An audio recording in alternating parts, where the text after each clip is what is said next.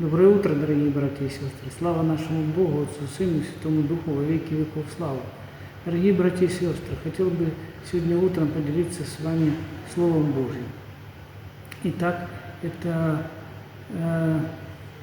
послание от Иоанна, глава 4, 7, 8 стих. Возлюбленные, будем любить друг друга, потому что любовь от Бога, и всякий любящий рожден от Бога и знает Бога. Кто не любит, тот не знает Бога, потому что Бог есть любовь. Дорогие братья и сестры, не забывайте об этом. Самое главное, любите родных, близких, врагов ваших, братьев и сестер. Познавайте, что такое любовь, каждый день, каждое мгновение, и вы узнаете Бога. Слава нашему великому Богу, Отцу, Сыну и Святому Духу. Аминь.